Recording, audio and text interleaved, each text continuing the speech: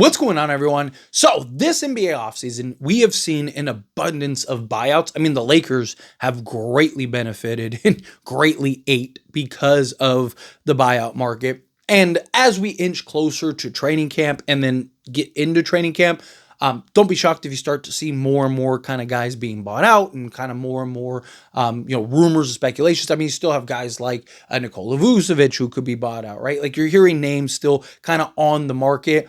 And you're going to have teams that are they're going to sign a bunch of guys for training camp deals and whatnot. Lakers have signed a couple of those guys. You're going to have teams that have those guys that some of them are going to make the roster and they're going to end up waiving and cutting guys. Some are going to, end up being cut and waived themselves. And it's like, oh, well, this guy makes it like Amir Coffey you got a training camp deal. It's like, if he doesn't make the roster, it's like, hey, he might make some sense for the Lakers, right? Like there's going to be options in the buyout market in particular that could still happen.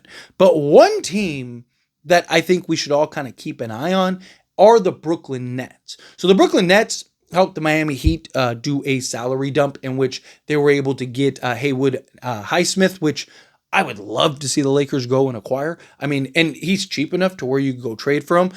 But the problem is he's making like 5.6 million. So like you couldn't do something where like you just swap Connect and him, right? Where it's like, oh, hey, here's a young guy. We'll take a guy that, is exactly what this team needs right now. 3-and-D kind of versatile guard wing, right? That, shoots 38% from 3-point range, does all that stuff, right? Like he is a guy that makes a ton of sense for Lakers, but Lakers can't swap it because he's making like 1.6 million than Dalton Connect. So you'd have to do like a salary dump trade where maybe you're doing like Gabe Vincent for him and, throwing in a second in a pick swap or something, whatever to incentivize them to where like, or maybe you're doing Dalton Connect and that, and you're adding, a Terrence Mann to the deal, or maybe you're doing like a Cam Thomas or something like that, where he's doing a sign and trade type deal and you're adding, like there's options, there's ways to kind of figure it out, make it work and figure.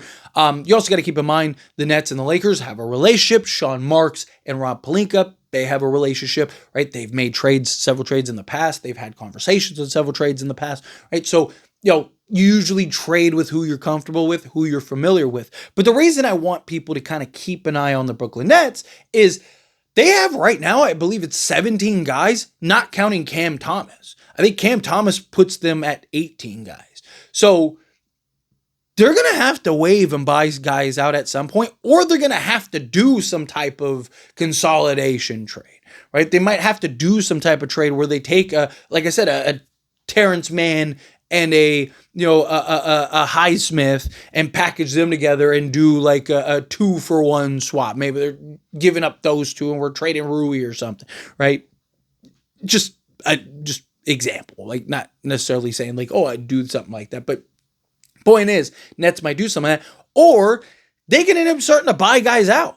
Like even a Highsmith, right? He's making, like I said, he's making like 5.6 million. They can look at it and just go like, hey, he's cheap enough for us just to buy out, right? Like rather than buying out some of these higher end guys or something like that, right? Maybe, you're working on 3-team trades and trying to work some moves out, make some deals. Again, maybe you're doing like a kind of salary dump trade, but you're giving up more guys or whatever. I don't know. You figure it out where, again, you get a third team involved and maybe you're sending connecting assets to the Nets and, you're getting like 2 or 3 guys and you're sending out another 2 guys over here, but all the players are coming from the Nets.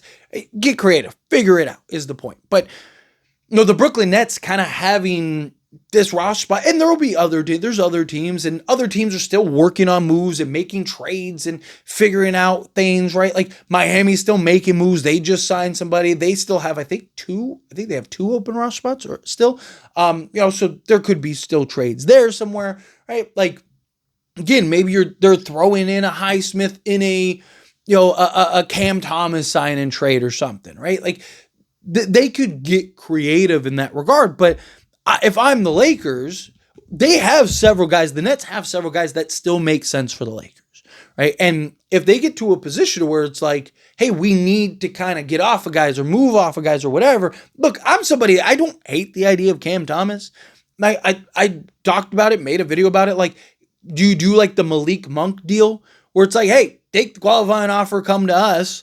we'll trade for you and get him and Highsmith, and that's like 13 million or whatever. I think it's like maybe 14 million, and you do like a Gabe Vincent and a Dalton Connect. Boom, there you go. Maybe throw in a second or something like that just to keep them happy. And then, Cam Thomas is probably leaving after the year, but who cares, right? Like, it gives you a 6-man for the year momentarily. Lakers want to preserve cap space anyway. It doesn't mess up with your cap space, but you get a legit 3-and-D wing, and then you get a bucket-getting guard that can come off the bench and make you one of the better offensive benches in all of basketball, right? So, again, if you're the Lakers, you can get creative, but even just to kind of keep an eye on the Brooklyn Nets as a team that could just look to get off of guys, right? Now, they don't have to rush, so it's not something that I think will necessarily happen tomorrow or something. Maybe while we're watching this video, all of a sudden Highsmith ends up getting bought out. I believe he's got and dealing with an injury right now too, so that might be something too. But the other thing is that we got to keep in mind is that even if he does get bought out, Lakers can't sign him until they make a trade. However, if the Lakers know somebody's coming that makes sense and warrants that said trade, then it would make sense to make that trade, right? Like, I've talked about it. Like, if, Al Horford gets tired of waiting around for the Golden State Warriors to figure out what they're going to do with Jonathan Kuminga, right? And he's just like, hey, Lakers, sign me, right?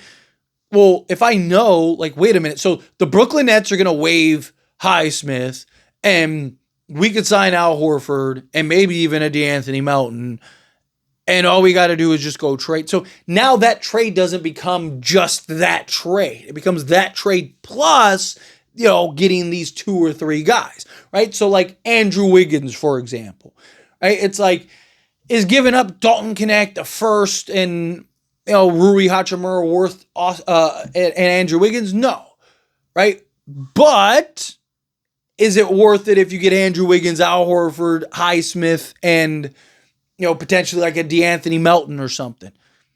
Now you're kind of talking. It's like, okay, well, now you're getting Andrew Wiggins, Highsmith, Al Horford, and potentially DeAnthony Melton, right? Now that conversation becomes more like, or that opportunity becomes more valuable for you. Right? But it doesn't make sense to do anything right now if you don't know those guys are coming, right? Like, I'm not going to go and pony up and make all these trades if Al Horford is going to wait around for that, or Nikola Vucevic doesn't get bought out, or Highsmith doesn't get bought out. Maybe they buy out some other guys, or maybe they make a trade and consolidate guys, and, there goes that. Right? Again, the Nets have options. I'm not saying like right now the only way that they're going to be able to no, they have options, and they're a team that could take on some salaries. So they could even get some assets if they wanted to. We're like, hey, here's some guys, right? So like, there's options in that regard for the Nets, but it is definitely something to kind of monitor and keep an eye on, because the Brooklyn Nets, again, they have several guys, like I mentioned, Terrence Mann, a Highsmith. You could even still argue, like a Nick Claxton off the bench, right? Not really, I don't know how much his salary makes sense anymore, but, he's a guy that's like, okay, well, he is still a versatile defensive piece. Maybe him and Ayton can play together at times, right? Because Ayton's ability to stretch the floor, right, kind of give you some Ayton insurance, right? Because it's like, if you got to keep in mind, Lakers could be right back in the hey, we need a center hunt this offseason, right? Not this one, next offseason, right? Because if Ayton's really good and he's about to get a bag, he could just leave. And now the Lakers are just stuck with, okay, well, now what? Right? But if you go and trade for Nick Claxton, at least you have that. And he's a guy that his contract decreases every year, right? Just an option.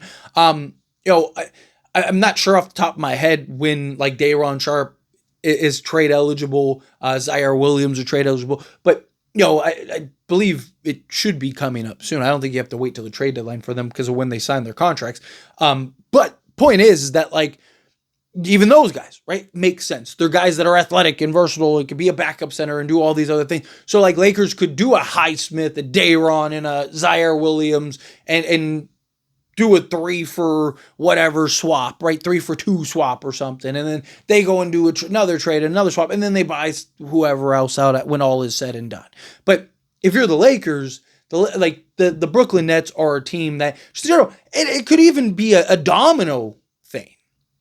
right, is another option, right? Like, so it's possible that the Brooklyn Nets could be that team that facilitates.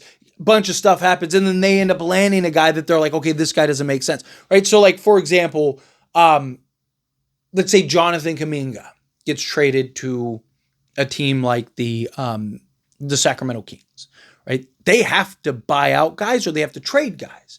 Well, like, what if they work out some type of deal where DeMar DeRozan ends up on the Brooklyn Nets and they end up getting some assets and they consolidate guys and they're like, hey, this could be Sacramento's problem, right? Or maybe a couple guys go to Miami or whatever, right? Point is, like, let's just, for argument's sake, say he goes to a team like Sacramento, okay? Or a team like the Nets, okay? Well, it doesn't make sense for them to keep him. He doesn't really make sense. So it's like, okay, let's just buy him out. So they might just buy him out, and now the Lakers can go and sign somebody like that. So it could even be a more like higher end type of guy where, the Nets kind of consolidate guys, get a guy that maybe has, a longer term contract that they're like, we don't really want, that the Lakers could maybe even go trade for, or they could wait for that guy to get bought out and waived, and then now go make that play and make that move. So Brooklyn is a team that has a lot of potential avenues and things that that at some point they're going to have to resolve. Right? It doesn't have to necessarily be today, but by the time the season is ready to start, by the time they're ready to suit up and play their first game, they're going to have that resolved.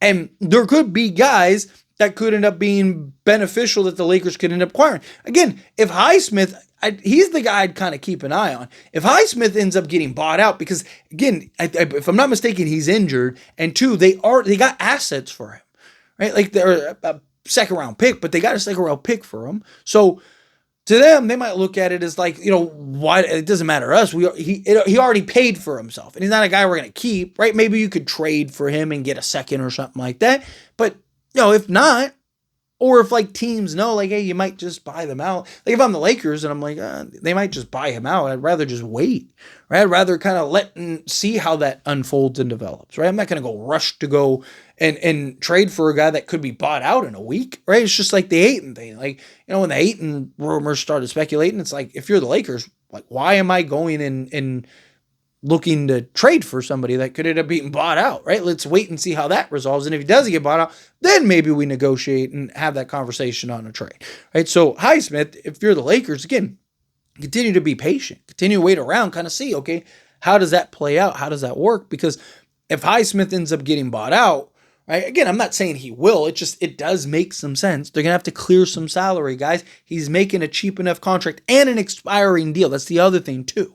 But he's not a big enough expiring deal to where like you can unload like, oh man, he's $22 million, so we have a $22 million expiring contract. No, he's $5.6 million to where, it'd be hard to justify a trade unless you're getting a young guy, right? But then, most of these teams don't have the salary to take on, right? Like I said, the Lakers, they can't just do a Dalton Connect for Highsmith swap because the Lakers are so close to the first apron that would put them over because it would be still like $1.6 million difference, right? So Lakers would have to do a consolidation trade. So you'd either have to do a bigger, more expanded trade in order to pull that off, or you're bringing in, or you're just letting that go, waiting for the buyout, and then get it via buyout. So regardless, the Brooklyn Nets are a team. Keep an eye on. Don't expect anything. There's a lot of avenues. I'm not saying for sure they're going to buy guys out. It might even be some of their like second round picks and stuff like that. Like, they get into training camp and they're just like, these guys are bums.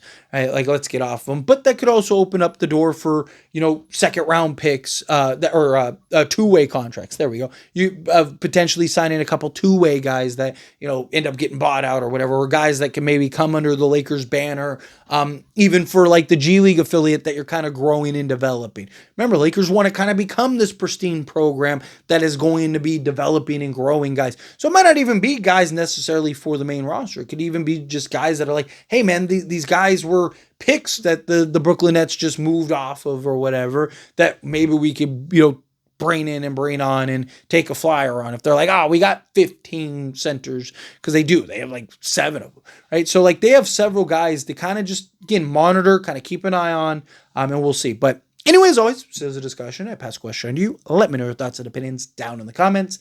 That being said, if you haven't liked this video, hit that like button. Helps me out. Helps me enjoy these types of videos, and I truly appreciate it. If you're not subscribed to the channel, hit that subscribe button, turn on the bell notifications. Appreciate y'all. See you in the next one. Thank you.